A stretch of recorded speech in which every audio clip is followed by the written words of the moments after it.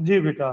बेटा जी last time ना हमने डिस्कस किया था electric field strength graph between two like point charges.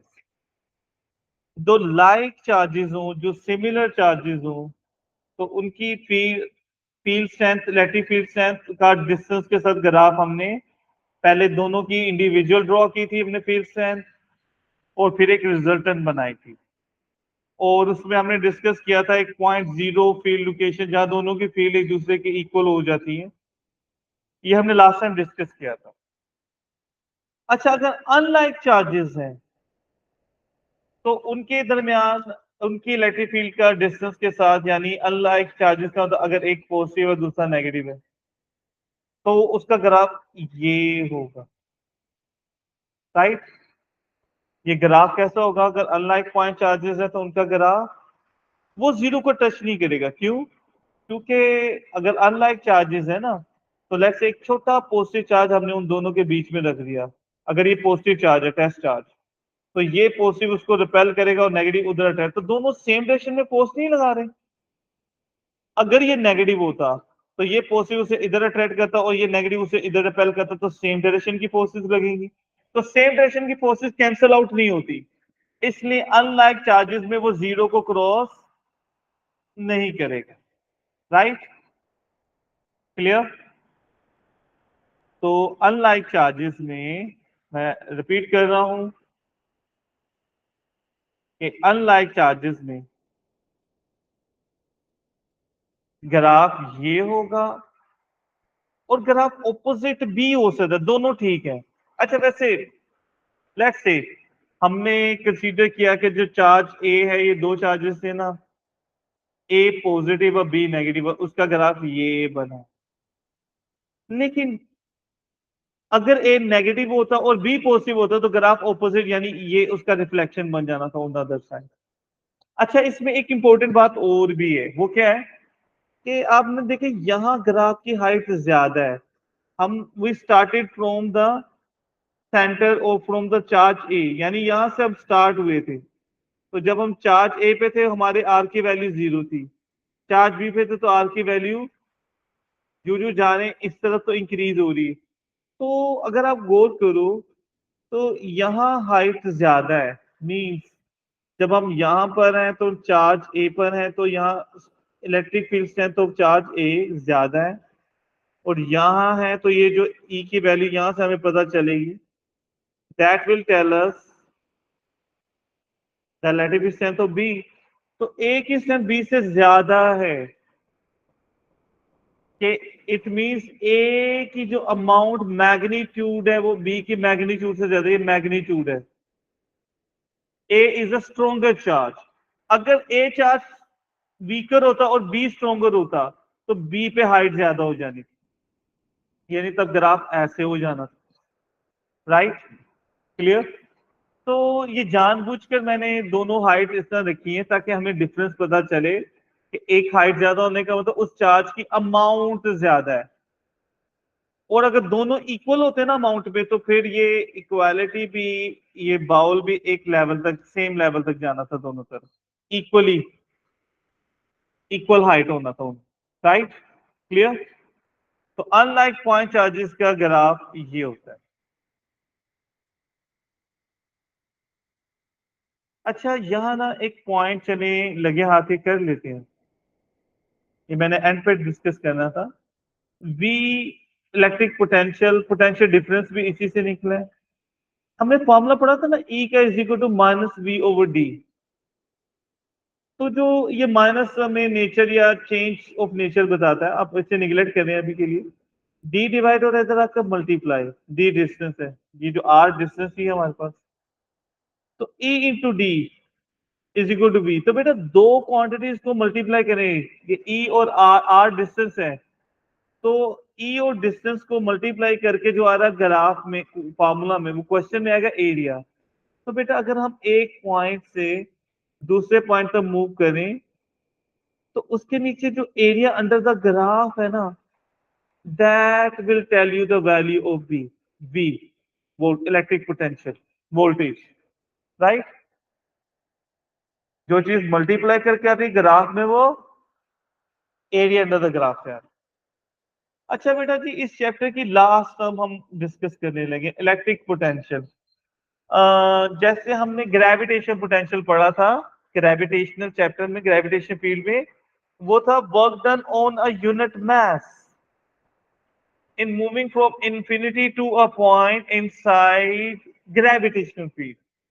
तो बेटा ये है work done on a unit charge in moving from infinity to a point inside electric field.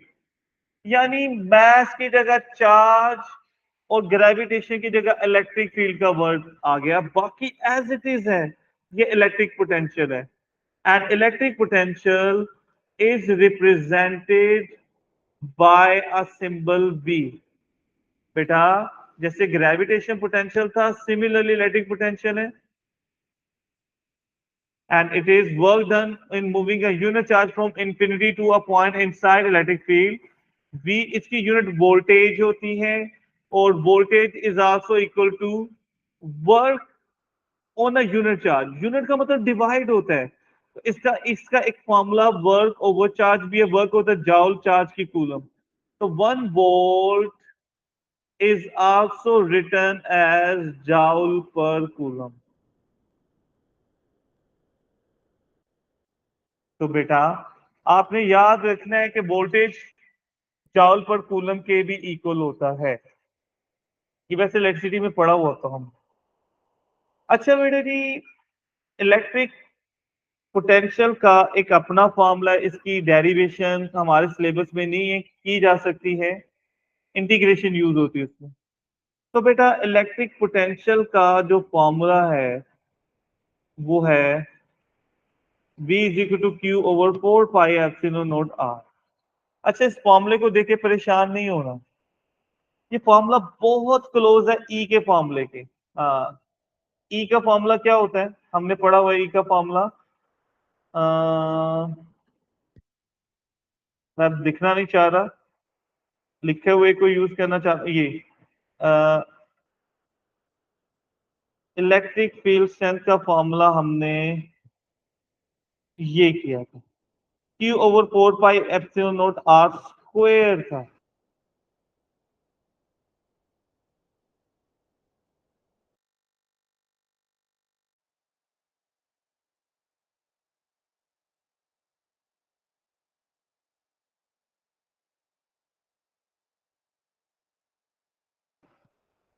ई का फॉर्मूला, ई के हमने 3 फॉर्मूला।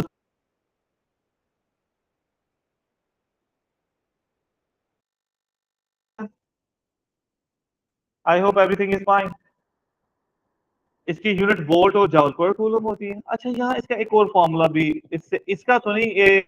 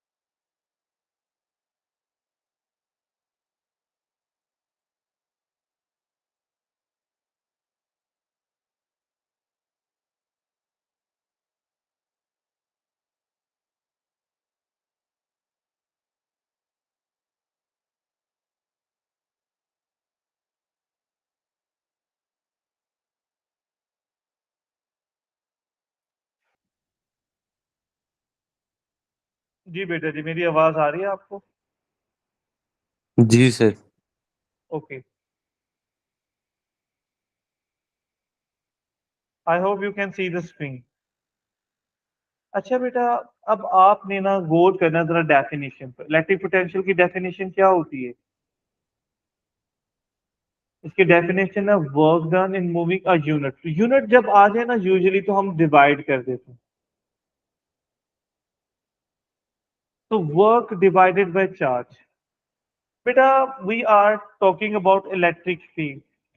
इसी तरह ग्रेविटेशनल फील्ड में जो वर्क होता है ना, that is equal to electric potential energy और change in electric gravitation potential energy. Sorry, मैं रिपीट कर रहा हूँ।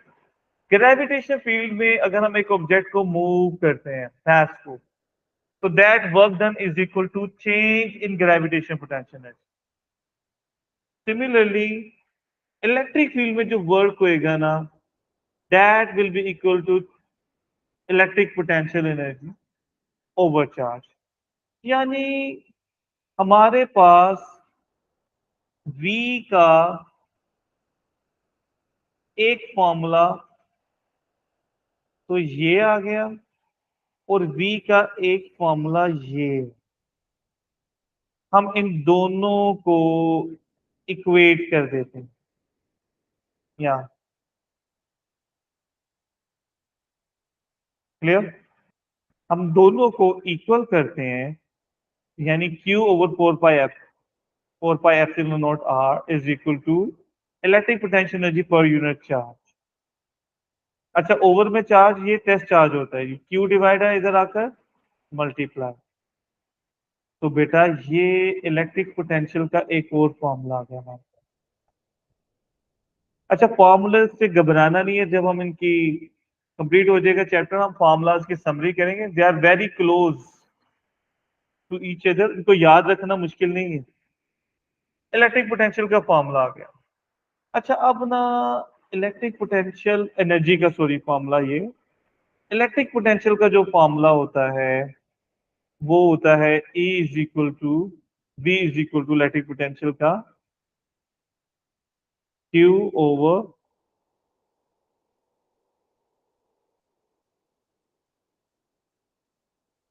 R। अच्छा, अब इस ग्राफ को अगर हम देखें तो V और R के, V के ओवर में क्या आ रहा है? R आ रहा है। इनवर्स प्रोपोर्शनल ग्राफ है ना, तो V is proportional to 1/R। इस ग्राफ में भी हमें पता चल रहा है कि ये कांस्टेंट है। कांस्टेंट को हम रिमूव कर दें तो प्रोपोर्शनैलिटी आ जाती है। V is proportional to 1/R, right? तो बेटा हम V का inversely proportional to R graph draw करें तो ये आएगा ग्राफ, ये याद रखिए। लेकिन अगर हमारे पास दो चार्जेस हैं, लाइक चार्जेस, तो उनका जो V और R का ग्राफ होगा, लाइक चार्जेस, यानी एक पॉजिटिव है दूसरा भी पॉजिटिव है, एक नेगेटिव है तो दूसरा भी नेगेटिव, वो नेगेटिव के लिए मैं नीचे डॉट, तो वो ग्राफ ये होगा, ये याद रखना। अच्छा, एक बात आपने ये याद रखनी है, हमने formula is equal to minus V over D, और जो वी और डी का ग्राफ ही ड्रॉ कर रहे हैं ना, आर डिस्टेंस ही है, डी डिस्टेंस है। आप डी की जगह आर भी लिख सकते हैं।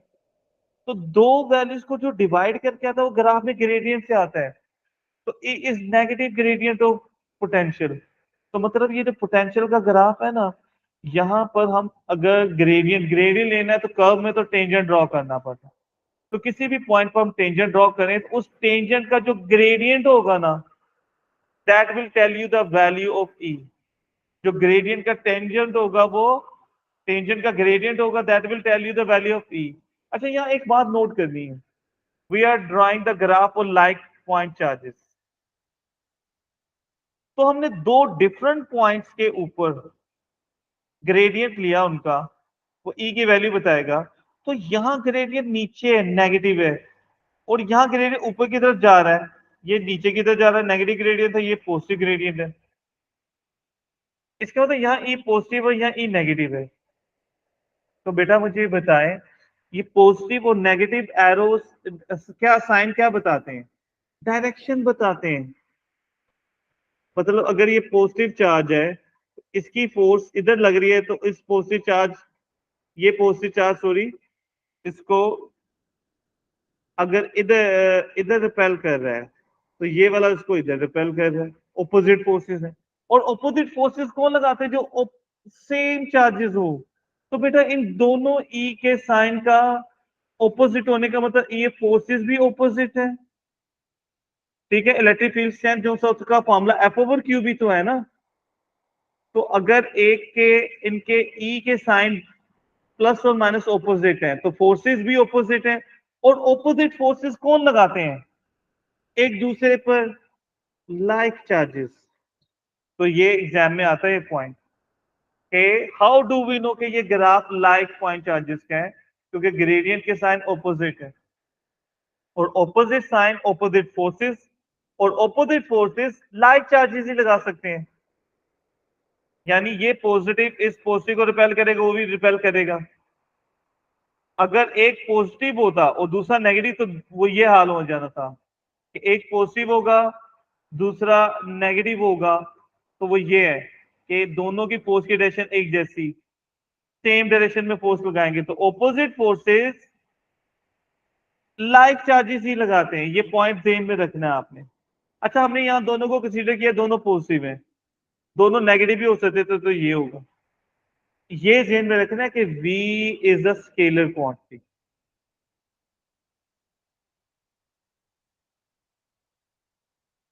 तो एक सिचुएशन में V की वैल्यू या पॉजिटिव होगी या नेगेटिव, दोनों साइन कम होते हैं। ठीक है, बहुत को रेयर को चांस होगा।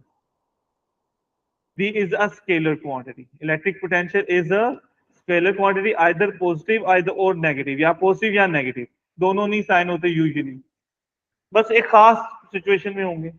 अच्छा, अब ना यहाँ एक बात नोट करनी है, इस सेंटर वाले पॉइंट पे जो ग्रेडियंट होगा ना वो जीरो नहीं है।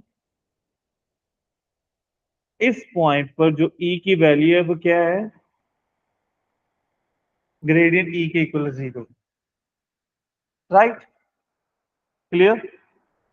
और वी डी ग्राफ का क्या फीचर है, वी और डी ग्राफ का फीचर कि आर के साथ या डिस्टेंस के साथ हमने ग्राफ ड्रॉ किया हुआ है इसका, कि इस ग्राफ का जो ग्रेडियंट है that will tell you the value of electric field strength E. अब ये था लाइक पॉइंट चार्जेस के लिए। अनलाइक पॉइंट चार्जेस के लिए कैसा होगा ये देखिएगा जरा। अनलाइक पॉइंट चार्जेस के लिए इसका ग्राफ ऐसा हो कि एक चार्ज से दूर जा रहे हैं उसका पोटेंशियल कम होता जा रहा है, फिर दूसरे का स्टार्ट हो जाता है। अनलाइक क्या होता है, अगर एक पॉजिटिव है चार्ज तो दूसरा नेगेटिव है। समझे, पॉजिटिव टू नेगेटिव का ग्राफ ये है। अगर हम नेगेटिव टू पॉजिटिव जा रहे होते तो ग्राफ उल्टा हो जाना था, इस तरह हो जाना। ठीक है, तो ये एक डायरेक्शन का ग्राफ है हमारे पास। अच्छा, अब आप एक बात नोट करना,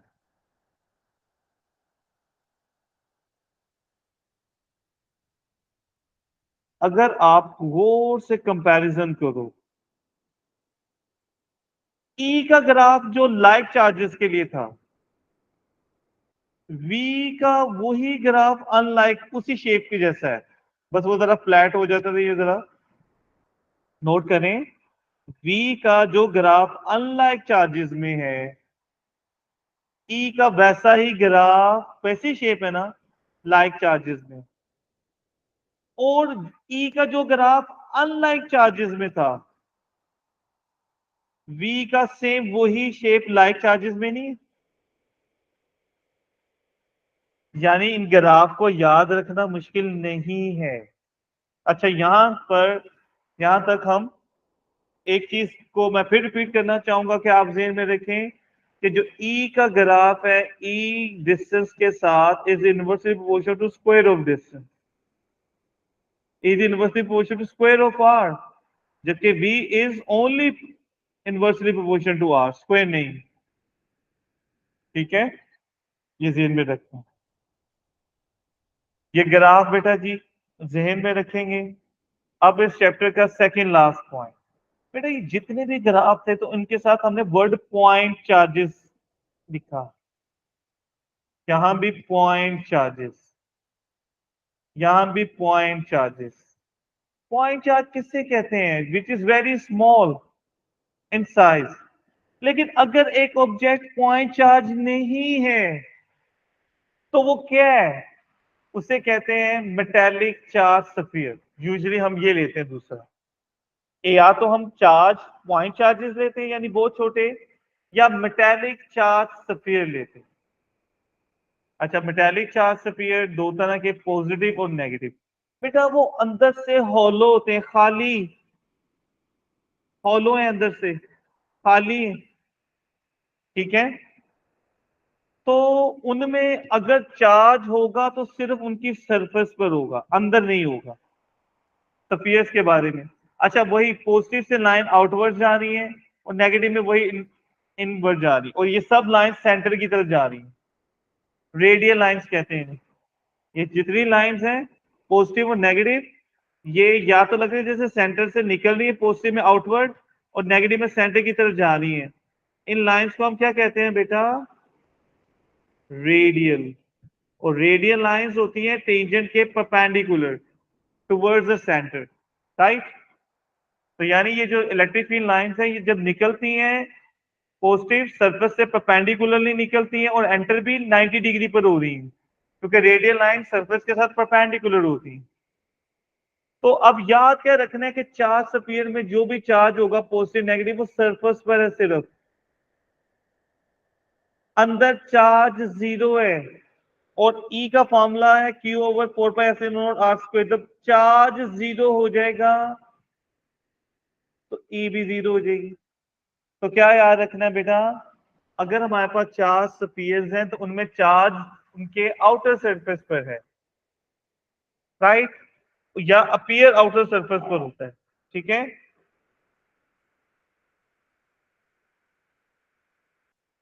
और उनके अंदर चार्ज भी जीरो है और ई भी, इलेक्ट्रिक फील्ड स्ट्रेंथ भी जीरो, क्यू भी जीरो है, इलेक्ट्रिक फील्ड स्ट्रेंथ भी जीरो होगी उनके सेंटर में। लेकिन वो इलेक्ट्रिक पोटेंशियल जो सा होगा ना, ये इंपॉर्टेंट बात है बेटा। हमने पढ़ा था कि ये जो इलेक्ट्रिक पोटेंशियल होता है इज नेगेटिव ग्रेडियंट। तो E is minus V over D, means divide करके आ रहा है negative gradient of D, V sorry. और ग्रेडियंट का मतलब होता है रेट ऑफ चेंज। ग्रेडियंट का ग्राफ, ग्राफ में जो ग्रेडियंट होता है फॉर्मूला में उसका मतलब रेट ऑफ चेंज, और मैथ में ग्रेडियंट का मतलब डेरिवेटिव होता है। तो बेटा जब यहां हम कहते हैं ई जीरो है तो इसका मतलब rate of change of V zero है। If E is zero, rate of change of V zero. बेटा किसी भी चीज का रेट ऑफ चेंज जीरो, उसका मतलब उसका चेंज जीरो है, उसमें चेंज नहीं आ रहा। कौन सी चीज है जिसमें चेंज नहीं आता? जो कांस्टेंट हो। इसका मतलब V इज, जहां इलेक्ट्रिक फील्ड स्ट्रेंथ जीरो, वहां इलेक्ट्रिक पोटेंशियल कांस्टेंट होता है। तो बेटा वापस आ जाए ये स्फीयर में, व्हेन वी से ना स्फीयर, तो स्फीयर में चार्ज जीरो है, ए भी जीरो, लेकिन बी कांस्टेंट होता है। Can you keep this in mind? याद रहेगा बेटा आपको? Yes sir. ओके, क्या याद रखना है?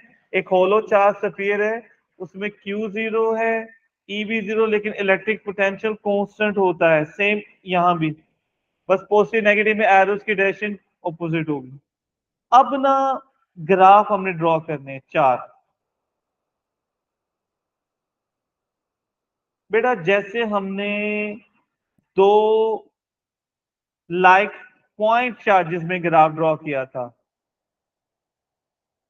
अगर दो लाइक चार्ज स्फीयर में ग्राफ ड्रॉ करना है तो जरा देखिएगा कि कंसीडर करें चार्ज की शेप ऐसी है। ये है एक चार्ज स्फीयर जिसपे चार्ज क्यू ए है और दूसरा बी। अच्छा, मैंने जानबूझ के एक को बड़ा बनाया दूसरे को छोटा, टू टेल के इस पे चार्ज ज्यादा है, तो आप देखिए उसकी हाइट भी ज्यादा है ना, जैसा हमने यहां भी किया था। अच्छा, अब ना हम इंपोर्टेंटली स्टार्ट करें यहां से, यानी इन दोनों में डिस्टेंस दी है और ग्राफ ड्रॉ करें ई और आर का। जब हम इस चार्ज ए के सेंटर से स्टार्ट करें और इस चार्ज बी के सेंटर तक जाना है, तो जब हम जर्नी स्टार्ट करें आर डिस्टेंस की, इस सेंटर पर होता तो आर की वैल्यू 0 है। आर की वैल्यू क्या है? 0 है। और जब हम यहां पहुंच जाएंगे इस सेंटर से यहां तक, तो कितना डिस्टेंस कवर कर लेंगे? जितना इसका रेडियस है आर ए, तो तब आर की वैल्यू आर ए हो जाएगी। तो जब हम यहां से यहां जा रहे हैं, तो सेंटर के सर्कल के अंदर, स्फीयर के अंदर चार्ज 0 होता है, ई भी 0। तो आपने नोट करना है, देखिए इधर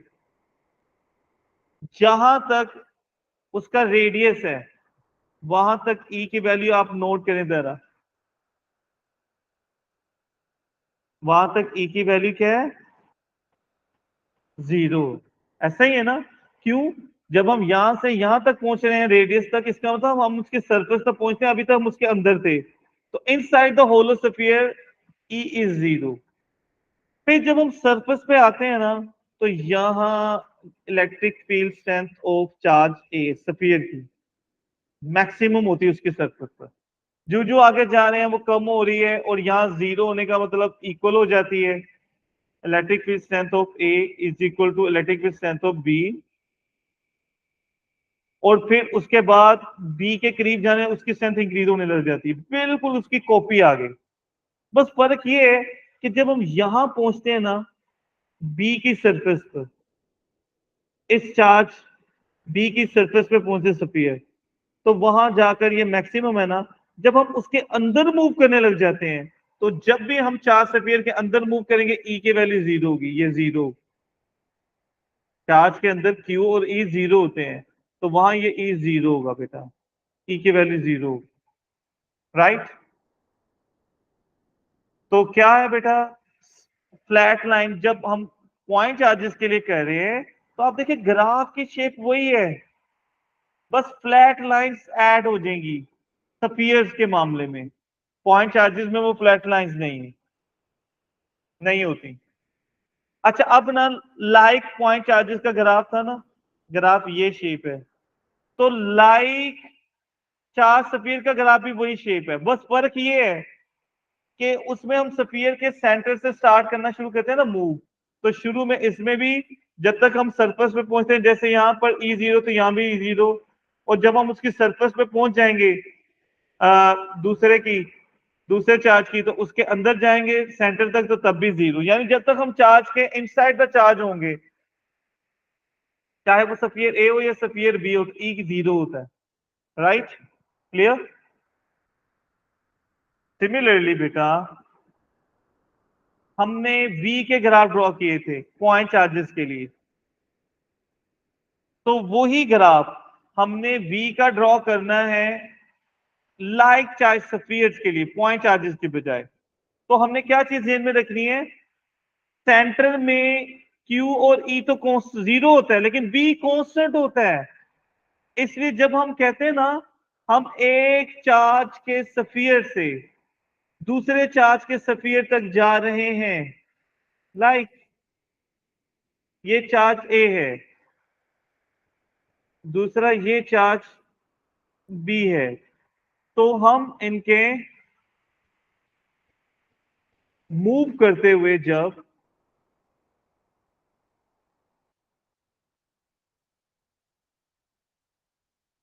एक के सेंटर से दूसरे के सेंटर की तरफ जा रहे हैं, तो यहां इनमें डिस्टेंस वही हमारे पास आर आ गया या डी आ गया, लेट्स से टोटल डिस्टेंस। तो जब हम यहां से स्टार्ट करेंगे तो आर की वैल्यू 0 होगी। जब हम यहां तक पहुंच जाएंगे, दिस इज स्फीयर ए, तो यहां पर आर की वैल्यू रेडियस ऑफ ए। तो हम जब 0 से इधर तक मूव कर रहे हैं ना, तो हम we are inside the sphere. और इनसाइड द स्फीयर v की वैल्यू क्या होती है? कांस्टेंट। यू कैन सी यहां v की वैल्यू कांस्टेंट है, और जो आगे चार्ज वही है। आगे ग्राफ देखेंगे, यही वाला ग्राफ यहां बना हुआ है। ठीक है? आगे वाला कोई बिहेवियर और नेचर में कोई चेंज नहीं आ रहा। लेकिन फिर एंड पे जाकर जब हम यहां पहुंच जाते हैं ना, इस पॉइंट पर, तो अब यहां से लेकर जो यहां तक का डिस्टेंस है वो है radius of sphere B. This is sphere B. तो उस वक्त ना वहां तक वो फिर स्फीयर के अंदर आएंगे तो वी कांस्टेंट रहेगा, तो ये कांस्टेंट रहेगा। Right, clear. तो बस ये फ्लैट लाइंस आ जाती हैं। अच्छा, अब नोट करना है, चार स्फीयर में ई वाले ग्राफ में भी फ्लैट लाइंस आई थी, है ना। यहाँ वी वाले में भी फर्क है कि ई वाली फ्लैट लाइन जीरो लेवल पर है दोनों मर्तबा, जबकि वी वाली फ्लैट लाइंस कांस्टेंट है लेकिन वो जीरो से ऊपर है। अच्छा, यहाँ देखिए ये ज्यादा हाइट पर है। इट अगेन टेल्स के चार्ज ए मैंने बड़ा बनाया था ना, टू जस्ट रिप्रेजेंट कि ये ज्यादा स्ट्रॉन्ग चार्ज ए, इसलिए उसका पोटेंशियल हायर है।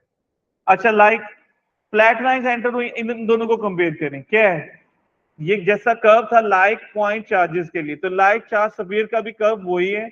बस फर्क है जब भी स्फीयर्स हैं उनमें फ्लैट लाइंस ऐड हो जाएंगी, और फ्लैट लाइन ई वाली जीरो पर होंगी लेकिन वी वाली कांस्टेंट होंगी। अगर ये दोनों इक्वल होते तो दोनों इक्वल लेवल पे जाकर फ्लैट हो जाना। सिमिलरली जैसे अनलाइक पॉइंट चार्जेस है तो इनमें भी अनलाइक चार्ज स्फीयर में देखो फिर फ्लैट लाइन से एंटर हो जाएगी उसी तरह। क्लियर। अच्छा बेटा जी, अब ना इस चैप्टर को समराइज, आखिर में इसके फॉर्मूलाज की समरी करें, समराइज करें। बेटा हमने इस चैप्टर में सबसे पहले फोर्स का फॉर्मूला पढ़ा, between two charges is Q1 Q2 over 4 pi epsilon nought R square. E का फॉर्मूला 3 है, ये सबसे ज्यादा इंपॉर्टेंट यही है। E F over Q minus B over D Q over 4 pi epsilon nought R square. फिर V का formula पड़ा इलेक्ट्रिक पोटेंशियल का, E P Q, electric potential energy per unit charge, या Q is over 4 pi epsilon nought R. अच्छा, इनको देखें तो यहाँ बस आर का स्क्वायर है, यहाँ स्क्वायर नहीं है, तो बड़े करीब करीब है फॉर्मूला। इस तरह इलेक्ट्रिक पोटेंशियल एनर्जी का formula Q Q capital Q small Q यानी Q1 Q2 ही हो गया 4 पाई एप्सिलॉन नॉट आर, बस यहाँ आर का स्क्वायर था, यहाँ आर आ गया। तो ये फॉर्मूलाज बेटा बड़े क्लोज हैं, they are not difficult to remember. अब एग्जाम के लिहाज से एक पॉइंट मैं शेयर करना चाहूंगा और आपसे। बेटा हर पॉइंट का ना अपना पोटेंशियल होता है एक फील्ड में, इलेक्ट्रिक फील्ड है, ग्रेविटेशन फील्ड। तो लेट्स से ये एक कैपिटल चार्ज क्यू है और उसमें एक पॉइंट ए है, एक पॉइंट बी। तो अगर हम ए से बी की तरफ जाएं या बी से ए की तरफ जाएं, तो हर एक अपना इलेक्ट्रिक पोटेंशियल है हर पॉइंट का, तो इलेक्ट्रिक पोटेंशियल में चेंज है, कैसे इसी को कहते हैं पोटेंशियल डिफरेंस। वैसे फॉर योर इंफॉर्मेशन, तो बी में से ए के पोटेंशियल को माइनस कर दें या ए में से बी के, दोनों, that change in potential is called potential difference.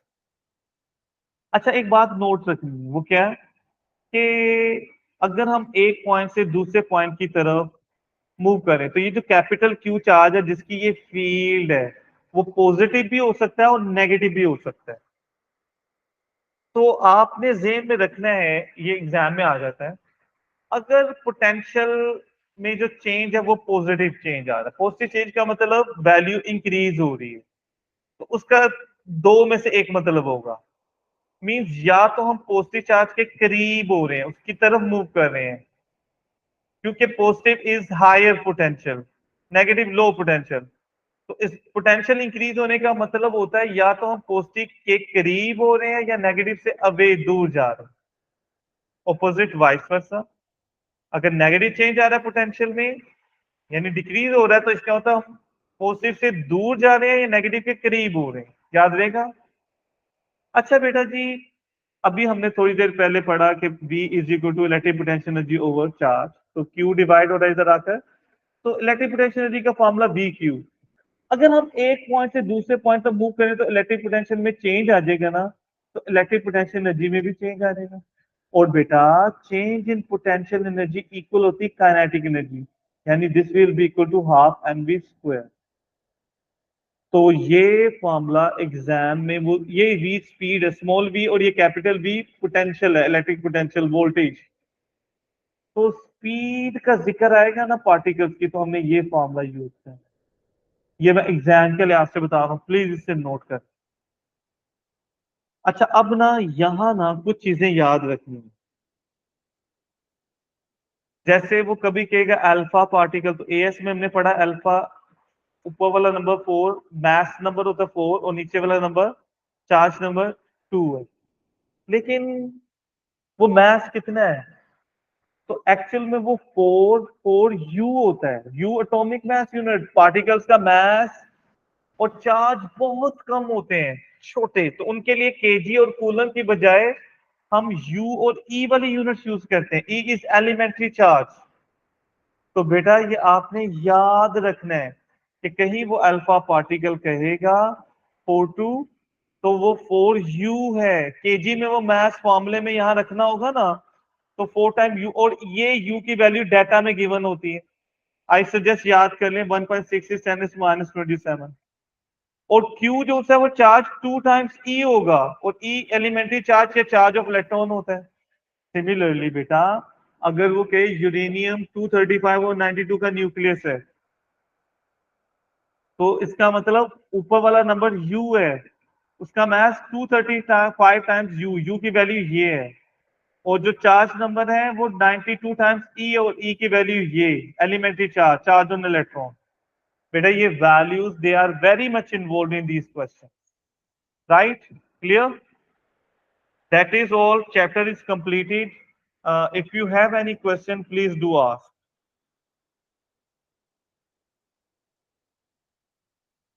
जी बेटा, any question? No, sir, no questions. तो बेटा अब No, आप sir. इसके क्वेश्चंस करने चाहिए आपको पास